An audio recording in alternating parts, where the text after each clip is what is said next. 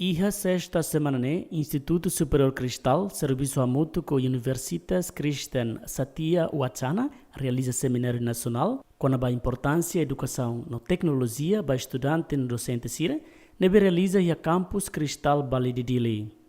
Vice-reitor assunto acadêmico Jacinto de Oliveira Júnior Hatete, seminário ne realiza também baseia a cooperação entre Instituto Superior Cristal na Universitas Kristen Satya Wacana, Rusia, Indonésia, também seminário nacional ne atuação e capacidade estudantes iranianos.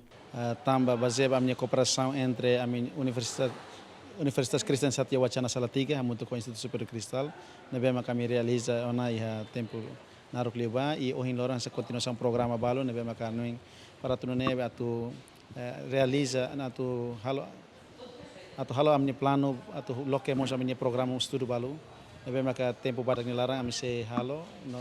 não kata que atividade sira hoje ami koko atu nane fahano ba estudante sira importância usi educação no importância o sama atu utiliza tecnologia e educação rasik também nebe kami convida a minha professores parceiros serão mesmo correr para tornar bela partilhar a informação sira basira. Sira foca ali vai desenvolvimento qualidade vai ensino aprendizagem e também há kata que importante tebes também liga vai a utilização de tecnologia e processo de ensino de aprendizagem. Memorando entendimento mesmo kami halo a Universitas Kristen Satya Wacana, portanto o insama que continuação boa atau hal implementação programa de mesmo aqui. E há kata que amimos hili Universitas Kristen Satya Wacana samne parceiro, também me considera nessa Universidade nebe maka iha capacidade nomos iha qualidade nebe maka dia Indonesia mos. Wakil Rektor Universitas Kristen Satya Wacana iha nia discurso hatete, cooperação entre Cristal e Universitas Kristen Satya Wacana atu desenvolve litan setor educação hoje no futuro. Dan saya kira peluang ini sangat terbuka, ya, sangat terbuka karena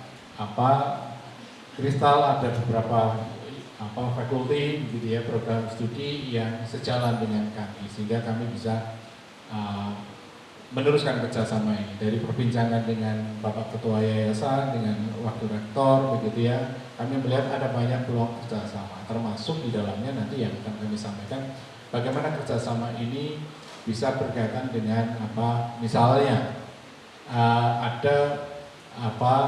student exchange pertukaran pelajar, pertukaran mahasiswa.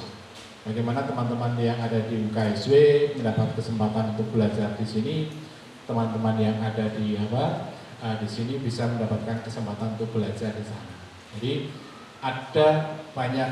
model kerjasama yang nanti akan kita